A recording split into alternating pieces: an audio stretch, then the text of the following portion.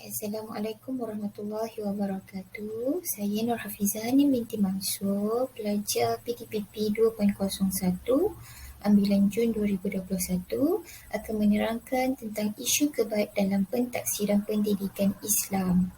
Okey, baik, kita lihat kepada isi kandungan. Okey, apa yang saya akan terangkan dalam tajuk ini ialah pengenalan, definisi kebaik, konsep dan fokus kebaik, kebaik dalam pendidikan Islam, kebaik dalam pentaksiran pendidikan Islam, ciri-ciri kebaik dalam pentaksiran, isu kebaik dalam pentaksiran pendidikan Islam, cara mengatasi dan cadangan penambahbaikan melalui Al-Quran dan As-Sunnah. Okey, baik, kita lihat kepada pengenalan. Okey, baik. Transformasi kurikulum pendidikan dalam PPPN iaitu Pelan Pembangunan Pendidikan Malaysia 2013-2025 memberi penekanan utama terhadap konsep kebaik yang berupaya melahirkan generasi yang mempunyai keupayaan dalam pemikiran kritis dan kreatif. Proses transformasi pendidikan Islam juga telah dirangka berdasarkan pelaksanaan pengajaran guru di sekolah melalui pengubahsuaian yang melibatkan komponen keupayaan kurikulum pembentukan budaya sekolah, penambahbaikan pengetahuan guru dan tahap kemampuan pelajar mengaplikasi setiap isi kandungan pembelajaran berorientasikan kebaik. Okey. Maksudnya kebaik ni berlaku pada transformasi kurikulum pendidikan. Okey. Seterusnya kita lihat kepada definisi kebaik. Okey. Okey, baik. Okey, definisi kebaik. Apa yang dimaksudkan dengan kebaik? Okey, menurut bahagian pembangunan kurikulum 2013, kebaik ialah keupayaan untuk mengaplikasi pengetahuan, kemahiran dan nilai dalam membuat penaklukan dan refleksi bagi menyelesaikan masalah, membuat keputusan, berinovasi dan berupaya mencipta sesuatu. Okay, menurut Burkhardt 2010 pula, kebaik adalah mempersoalkan, berupaya memahami dan menganalisis sesuatu untuk memahami pemikiran sendiri dan orang lain.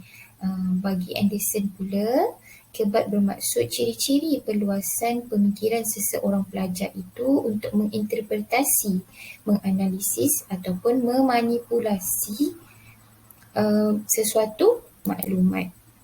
Okey. Seterusnya kita tengok konsep kebaik. Okey. Konsep pelaksanaan kebaik di dalam bilik darjah menurut Kementerian Pendidikan Malaysia memerlukan perubahan dalam kurikulum, pedagogi dan pentaksiran. Maksudnya kebaik ni merangkumi 3 perkara ini: kurikulum, pedagogi dan pentaksiran. Kurikulum yang dibentuk berdasarkan kebaik memerlukan ianya ditulis secara eksplisit di dalam dokumen kurikulum. Pedagogi pula dilaksanakan dalam pelbagai strategi PDPC yang menerapkan kebaik seperti alat berfikir, soalan aras tinggi dan inquiry. Okey, kita kembali kepada kurikulum tadi. Kurikulum kebaik ni kita kena masukkan dalam dokumen kurikulum iaitu DSKP. Maksudnya dalam DSKP juga dalam DSKP sekarang ini telah mengandungi atau merangkumi konsep kebaik. Okey, ada kebaik di dalam DSKP sekarang ini. Begitu juga pedagogi. Apa-apa strategi PDPC atau kemahiran pedagogi yang guru laksanakan di dalam bilik darjah perlulah menerapkan kebaik. Kemudian kita lihat pentaksiran pula. Pentaksiran yang dipelbagaikan menerusi soalan berbentuk aras tinggi kebaik dalam peperiksaan pusat dan penilaian yang dilakukan secara berterusan melalui PBS iaitu penilaian berasaskan sekolah yang melibatkan 3 aspek utama iaitu penilaian psikomotor, peperiksaan dan pendidikan jasmani dan kesihatan iaitu PAJSK. Semuanya perlu menerapkan kebaik. Okey, seterusnya kita lihat kepada fokus kebaik. Apa yang kemahiran berfikir aras tinggi ni memfokuskan? Okey, ia memfokuskan kepada 4 aras tertinggi. 4 aras tertinggi kita akan lihat nanti pada carta. Okey, kebaik berfokus kepada kemahiran aras tinggi, memberi tumpuan kepada mengaplikasi, iaitu kebolehan menggunakan pengetahuan untuk menghasilkan sesuatu yang baharu seperti menjalankan eksperimen dan membuat binaan. Yang keduanya, fokus kebak adalah menganalisis, iaitu mencerahkinkan atau menstruktur maklumat ke dalam bahagian yang lebih kecil, menentukan bagaimana bahagian struktur keseluruhan atau matlamat berkaitan antara satu sama lain. Okey, itu adalah analisis. Baik, yang ketiga ialah menilai. Okey, menilai ni macam mana? Membuat pertimbangan berdasarkan kriteria dan standard melalui memeriksa dan mengkritik. Okey, yang keempat iaitu aras mencipta, menyatukan elemen untuk membentuk sesuatu, menyusun, menjana, merancang atau menghasilkan semula elemen ke dalam corak atau struktur baharu. Okey, seterusnya kita akan lihat kepada kebak dalam pendidikan Islam. Okey, kebak dalam pendidikan Islam ini pelaksanaan pengajaran guru pendidikan Islam sekolah melalui pengubahsuaian melibatkan komponen keupayaan kurikulum, pembentukan budaya sekolah, penambahbaikan pengetahuan guru dan tahap kemampuan pelajar mengaplikasi setiap isi kandungan pembelajaran yang diperolehi agar matlamat pengenalan pengajaran dan pembelajaran berorientasikan kebak dapat dilaksanakan dengan berkesan, seterusnya membentuk penghayatan akidah yang mantap dalam kalangan pelajar. Okay, seterusnya kita lihat kebak dalam pentafsiran pendidikan Islam pula. Okay. Kebak dalam pentafsiran pendidikan Islam merupakan satu proses pembelajaran yang merangkumi aktiviti menghurai, mengumpul, merekod, memberi skor dan menginterpretasi maklumat bagi guru kepada tahap kemampuan pelajar untuk membuat penakkulan dan refleksi bagi menyelesaikan masalah, membuat keputusan, berinovasi kepada setiap isi kandungan pembelajaran yang diperolehi agar matlamat pengenalan pengajaran dan pembelajaran berorientasikan kebak dapat dilaksanakan dengan berkesan dan seterusnya membentuk penghayatan akidah yang mantap dalam kalangan pelajar. Okey, baik. Kita lihat pula ciri-ciri kebak. Okey, ciri-ciri kebak dalam pentafsiran. Apakah ciri-ciri kebak yang perlu ada dalam pentafsiran? Okey. Ada lima ciri. Yang pertama iaitu stimulus. Stimulus ni bagaimana? Okay, kita menggunakan stimulus secara ekstensif. Ekstensif ni maknanya secara berkembang. Contoh seperti graf, gambar raja, petikan untuk menjana penakkulan kritis dan kemahiran inference. Maksudnya bila murid tengok tu dia boleh berfikir secara mencapah, secara berkembang, bukan sahaja apa yang dia nampak. Okey. Yang kedua, item tidak berulang. Item berbagai atau berbeza setiap tahun melangkaui bahan buku teks untuk mewujudkan suasana yang baharu. Okey, maksudnya kalau tahun 2020 dah ada item soalan tu, kita ubah pada 2021. Maknanya berbezalah setiap tahun. Kita tidak guna soalan yang sama. Okey, yang ketiga, berdasarkan situasi sebenar. Okey, mencabar murid untuk menyelesaikan masalah kehidupan sebenar dengan menggunakan pembelajaran daripada pelbagai disiplin. Maksudnya apa yang murid lalui dalam kehidupan dia sebenar, itu yang dia perlu belajar. Itu yang perlu ditaksir atau diuji kepada murid. Okey, yang keempat, pelbagai tahap pemikiran. Okey, pelbagai tahap pemikiran ni mentafsir pelbagai aras pemikiran dalam domain kognitif untuk memberi impak yang lebih besar. Kita sudah saya sentuh tadi sedikit dan kita akan lihat selepas ini dalam carta kebak ataupun graf. Okey. Seterusnya, konteks bukan lazim. Okay, konteks yang merujuk kepada situasi baharu yang tidak lazim kepada murid, bertujuan merangsang murid berfikir, bukannya menyatakan semula apa yang dipelajari semasa PDP. Okay. Maksudnya benda-benda yang baharu. Kalau ada isu semasa, kita sebagai guru kita kena tanya murid tentang isu semasa supaya dia berfikir, ataupun kalau dia tak tahu, kita beritahu isu semasa yang baharu tu kepada dia supaya dia tahu dan dia lengkap dengan ilmu baharu. Okey, seterusnya kita lihat kepada okey, ini adalah aras. Okey, aras asal taksonomi asal iaitu taksonomi Bloom yang ditukar seterusnya kepada Anderson tukar kepada taksonomi semakan yang baharu. Okey, pada asalnya dia adalah pada aras pengetahuan, kefahaman, aplikasi, analisis, sintesis dan penilaian. Okey. Anderson tukar kepada taksonomi semakan, okey, mengingat, dia pengetahuan kepada mengingat, kefahaman kepada memahami, aplikasi kepada mengaplikasi, analisis kepada menganalisis, sintesis kepada menilai dan penilaian kepada mencipta. Okey. Okey, baik. Okey, inilah kemahiran berfikir yang telah disebutkan tadi. Okey, kemahiran berfikir aras rendah. Okay, aras rendah ini berada pada aras mengingat dan memahami. Seterusnya, aras sederhana iaitu aras mengaplikasi dan menganalisis, dan kemudian pada aras tinggi iaitu kebat, menilai dan mencipta. Okay. Kemahiran berfikir aras tinggi biasanya merujuk kepada 4 tahap kemahiran teratas dalam taksonomi Bloom, iaitu edisi semakan Anderson dan Kraftwerk, iaitu mengaplikasi, menganalisis, menilai dan mencipta. Okey, 4 aras yang saya terangkan sebelum ini juga.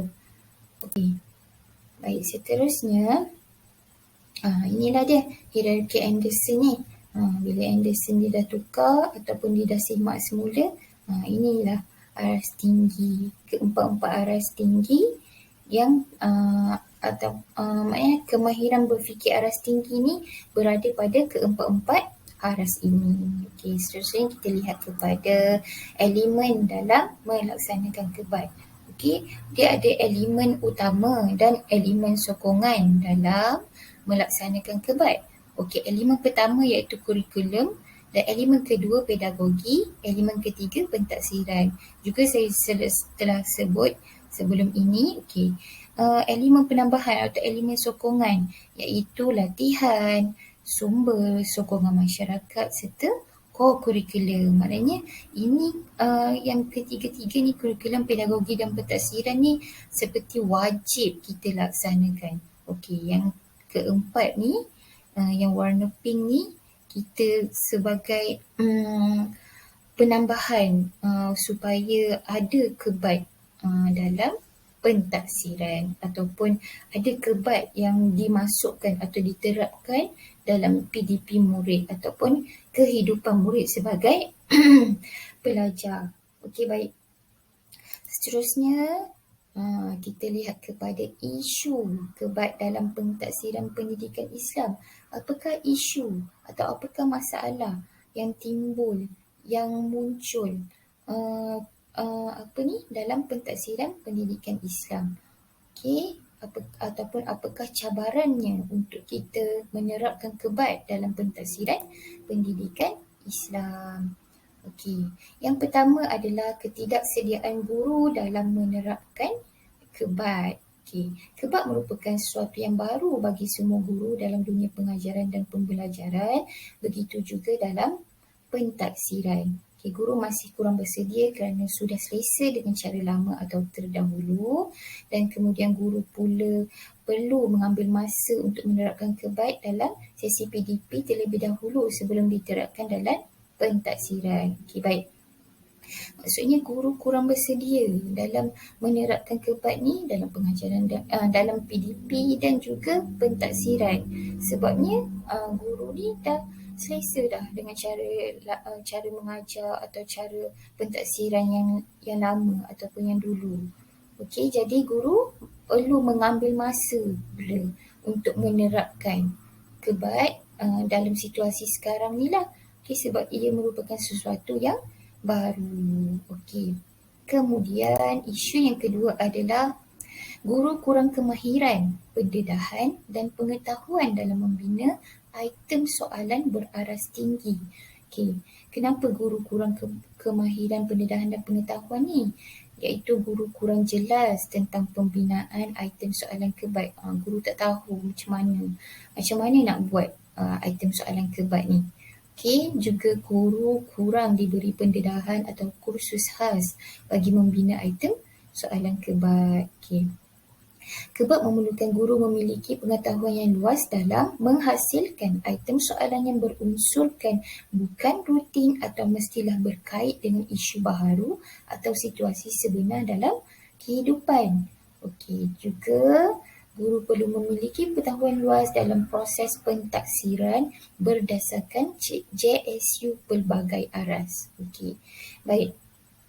Untuk membuat item pentaksiran ni, guru perlu buat sesuatu yang bukan rutin murid ataupun bukan rutin yang sebelum ini.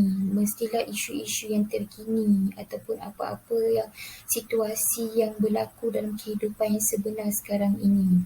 Okey, pentaksiran juga perlulah dibuat berdasarkan aras kognitif ataupun berdasarkan jadual spesifikasi ujian yang mempunyai pelbagai aras yang 6 tadi itulah yang saya telah tunjukkan tadi.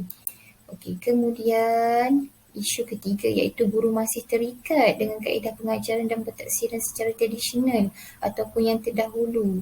Okey, guru kaedah pengajaran tradisional. Okey, kaedah pengajaran tradisional yang dulu macam mana?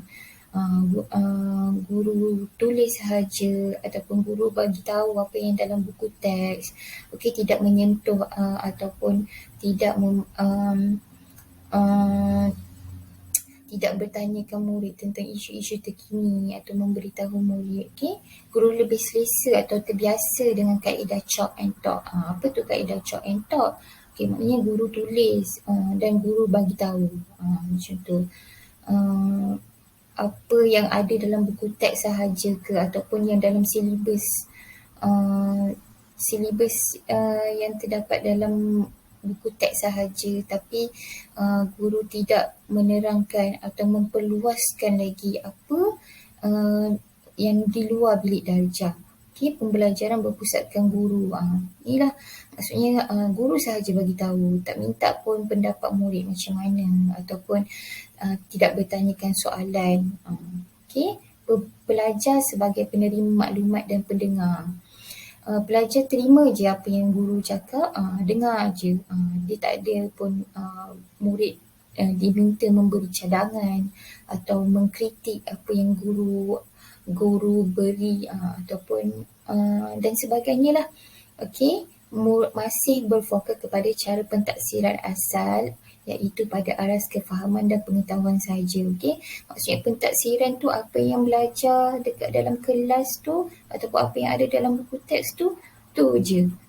Apa yang mereka faham dan apa yang mereka tahu sahaja, bukannya untuk mereka cipta sesuatu ataupun nilai sesuatu ataupun untuk mereka mengaplikasikan sesuatu dalam kehidupan.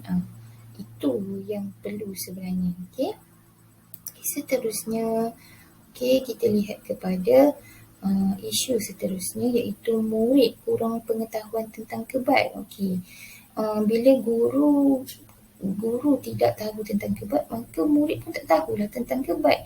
Tidak berfikir secara kritis dan kreatif. Maknanya murid tak dapat murid dengar, murid faham apa yang guru ajar, tapi murid ni tidak bertindak untuk berfikir di luar kotak. Tidak berfikir secara menganalisis sesuatu ataupun mencipta sesuatu yang baharu.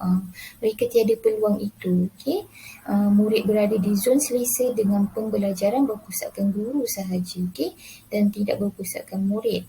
Okey, menurut kajian 2010, murid jarang menggunakan kemahiran berfikir aras tinggi untuk menjana idea, maka murid akan menghadapi masalah untuk melaksanakan tugasan. Murid perlu mempelajari dan menggunakan kebait dalam penjenaan idea supaya tugasan dapat diselesaikan dengan lebih berkesan. Maksudnya bila pembelajaran berpusatkan guru ni, maka murid ni tidak diminta untuk memberi cadangan atau memberi idea baharu untuk menyelesaikan sesuatu masalah. Jadi mereka tidak berfikir secara aras tinggi, secara kritis dan kreatif. Okey.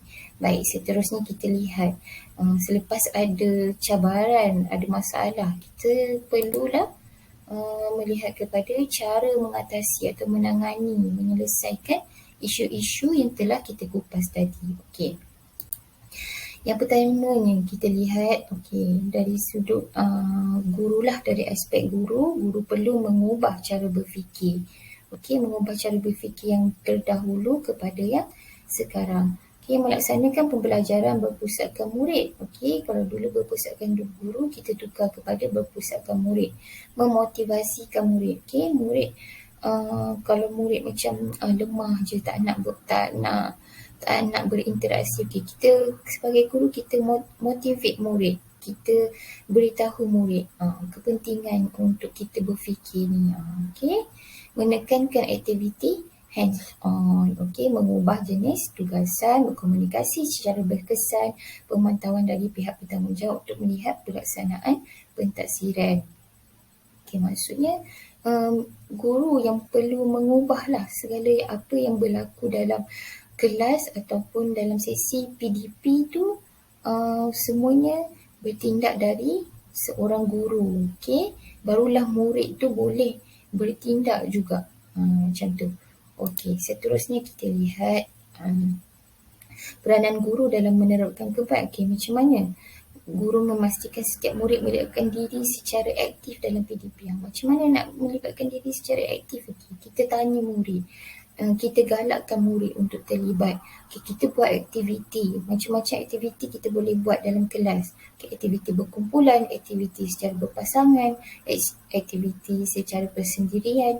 Itu yang akan menyebabkan murid ni bergerak atau melibatkan diri secara aktif. Seterusnya, memberi peluang kepada murid berbincang, bertanya dan memberi pendapat. Bila kita buat aktiviti tu, murid pun mulalah berbincang. Bila dia tak tahu, mulalah dia bertanya. Dan ataupun bila ada kawan tu bertanya, adalah kawan tu yang memberi pendapat. Jadi dari situlah kita nampak mereka ni menjana idea, memberikan pendapat ataupun mengkritik kawan. Dari situ sebenarnya kita dapat generate ataupun kita dapat menggalakkan murid ni melibatkan diri secara aktif. Seterusnya mereka ni boleh berfikir secara aras tinggi.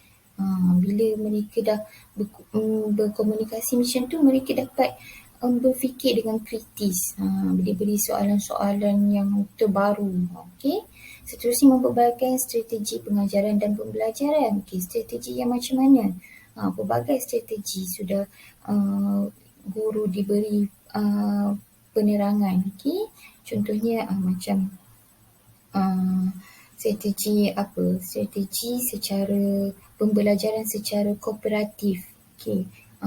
Murid yang beraras tinggi ataupun murid yang berada pada aras yang lebih tinggilah, mereka boleh maknanya mereka ni menunjuk ajar kepada murid yang berada pada aras yang lemah. Jadi di situ pada pembelajaran kooperatif tu kita nampak maknanya ada interaksi ataupun komunikasi yang boleh menyebabkan murid ni berbincang, bertanya, lepas tu mereka menjana idea. Dari situlah kita boleh menerapkan kebait dalam sesi pembelajaran, pengajaran dan pembelajaran. Seterusnya mengemukakan soalan, membina, memimpin, terbuka serta menggalakkan penaklukan serta berfikir pada aras yang tinggi. Dalam kelas tu guru bolehlah bertanya soalan-soalan.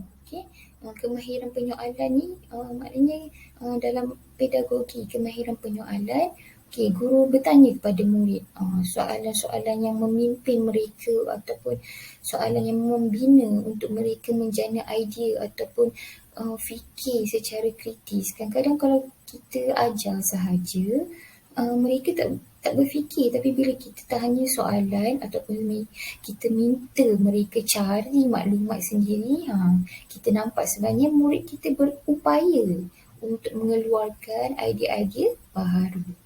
Okey.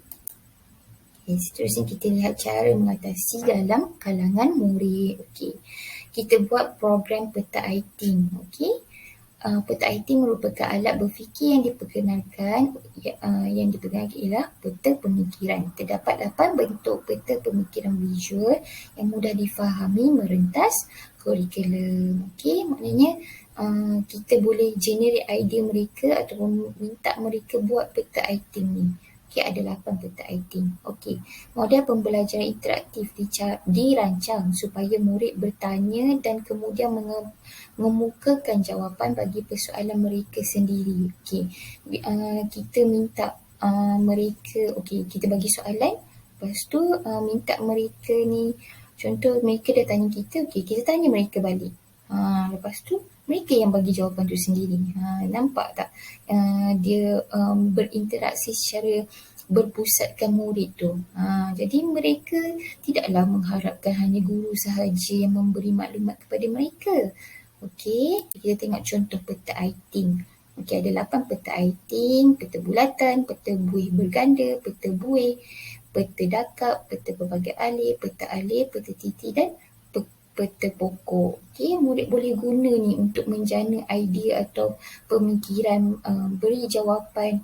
Bila mereka buat peta ni, mereka lebih nampak apa yang mereka nak letak dalam soalan-soalan yang guru beri atau tugasan. Okey, seterusnya kita lihat lagi bagaimana mengatasi masalah ini dalam kalangan murid. Okey, pembelajaran akseskan diri. Murid belajar secara kendiri melalui penggunaan bahan pembelajaran. Okey, dalam situasi sekarang ni ada pergiliran. Okey, ada murid kumpulan A pergi sekolah, murid kumpulan B buat pembelajaran kendiri di rumah. Okey, guru memberikan bahan pembelajaran secara dalam talian ataupun secara modul. Okey, jadi murid boleh belajar sendiri di rumah. Jadi itu akan menjana idea mereka ataupun mereka mencari maklumat sendiri terhadap tugasan yang guru beri. Okey, pembelajaran berasaskan projek. Okey, guru beri satu projek dan murid dalam satu kumpulan ataupun secara individu menyiapkan projek itu secara maksudnya dari segi apa yang guru beri itulah, siapkan projek tu. Okey. Seterusnya kita lihat kepada cadangan penambahbaikan. Okey. Yang pertama, menyediakan guru yang mahir menerapkan kemahiran berfikir aras tinggi kebab. Macam mana nak sediakan guru yang mahir ni?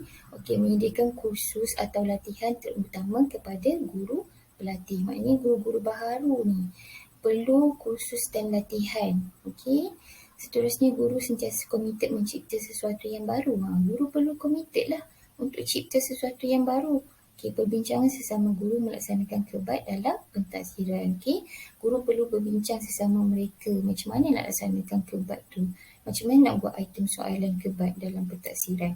Okey, seterusnya, memahami konsep item kebat dalam pentaksiran. Okey, kita kena masukkan semualah ciri-ciri item kebat tu, iaitu stimulus, menjana kemahiran inference dan penaklukan kritis. Contohnya, membuat kesimpulan tentang sesuatu pengetahuan yang baru diperolehi atau dipelajari.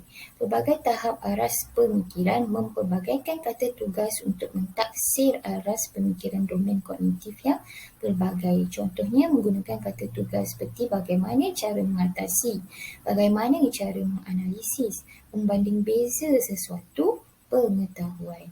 Okey, seterusnya, ciri seterusnya, konteks bukan lazim, menggalakkan murid berfikir lebih dalam atau sesuatu di luar bilik darjah. Okey, maknanya bukanlah rutin. Okey, situasi sebenar dalam kehidupan harian. Cabar murid menyelesaikan masalah kehidupan sebenar dengan menggunakan pengetahuan dari pelbagai disiplin ilmu. Contoh maknanya kita beri soalan tu berdasarkan apa yang mereka lalui dalam kehidupan mereka. Macam tu. Item tidak berulang. Item berbeza setiap tahun. Bahan yang melangkaui buku teks atau buku aktiviti. Cadangan penambahbaikan yang ketiga iaitu pelaksanaan kaedah pentaksiran yang pelbagai menerusi konsep kebait.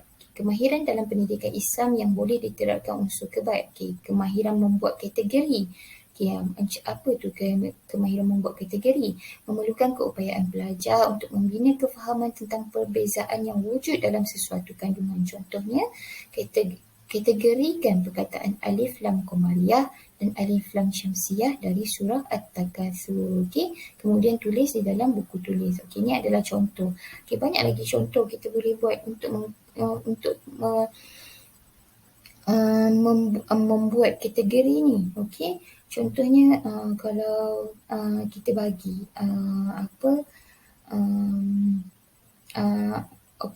contoh dalam ibadah. Kategorikan yang mana air mutlak ataupun air yang tidak boleh digunakan untuk mengambil wuduk. Kita minta murid kategorikan. Seterusnya adalah kemahiran membuat ramalan. Kemahiran mengandaikan perkara yang dijangka berlaku daripada pendekatan yang digunakan melalui tema-tema yang ditetapkan. Contohnya, amalan sedekah merupakan bukti kita bersyukur kepada Allah. Berikan gambaran tentang kebaikan mengamalkan konsep bersedekah dalam kehidupan. Ataupun contoh lagi, kita boleh buat amalan. Contoh kalau kita kata membazir. Membazir adalah satu amalan syaitan. Cuba fikirkan kalau kita tiada air. Maksudnya kita kena kaitkan pula dengan hikmah kita tidak membazir. Macam itulah soalan ni, murid kena fikir. Kenapa tak boleh membazir ni? Apa hikmahnya? Macam tu. Seterusnya, kita lihat kepada kemahiran mencipta analogi. Memerlukan kemahiran yang sepenuhnya dalam kandungan ilmu kerana menghubung kaitkan kandungan ilmu dengan situasi semasa.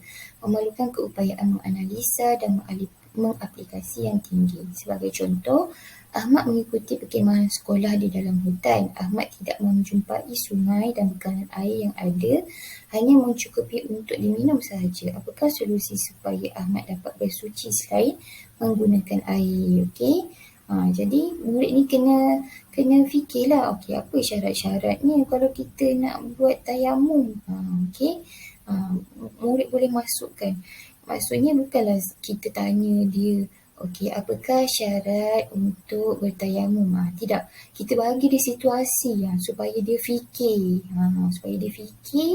Macam mana kalau tak ada air, nak buat apa? Dia kena fikir dulu macam tu. Seterusnya. Kemahiran simulasi. Metodologi untuk melaksanakan percubaan dengan memakai model dari satu sistem nyata. Simulasi bertema, dapat gambar, niat tayamum, gambar debu dan gambar cara-cara bertayamum. Kita buat, kita minta murid tu buat simulasi bertayamum. Sesuatu yang nyata lah. Berdasarkan ada model. Lepas tu murid ikut.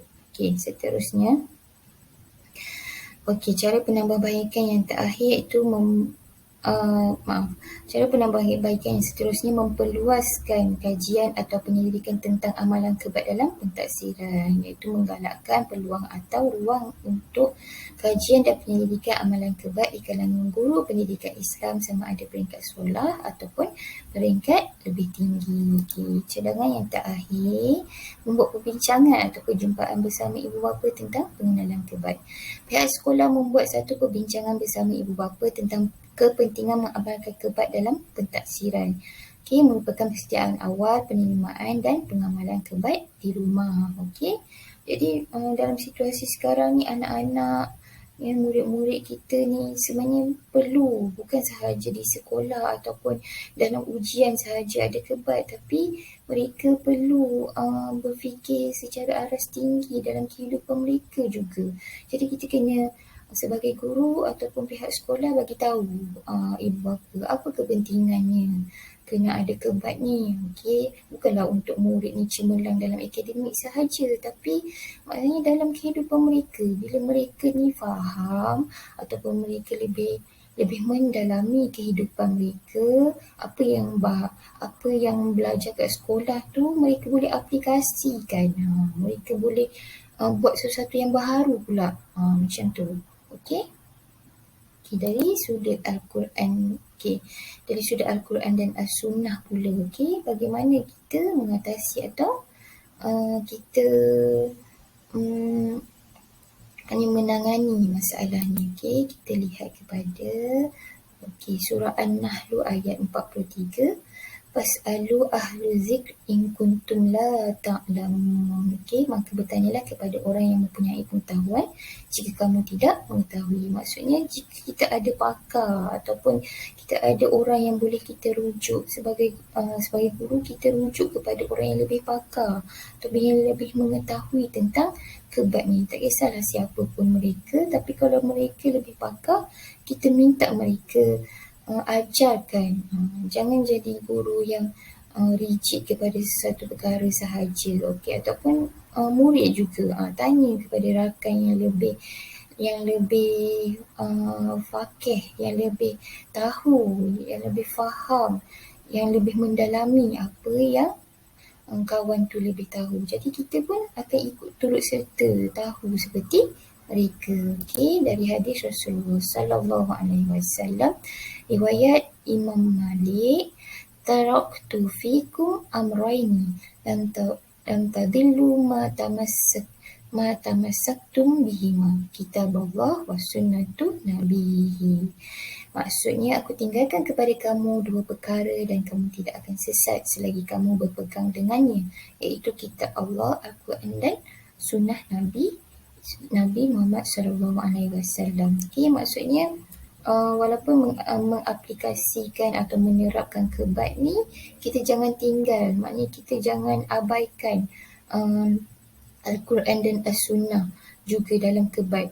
Lagi-lagi kebat dalam pentadsiran pendidikan Islam. Maksudnya apa yang kita terapkan tu mestilah mengikut kepada Al-Quran dan As-Sunnah. Okey, sekian saja dari saya. Terima kasih kerana mendengar dan mengikuti isu ini. Okey, syukran jazilan.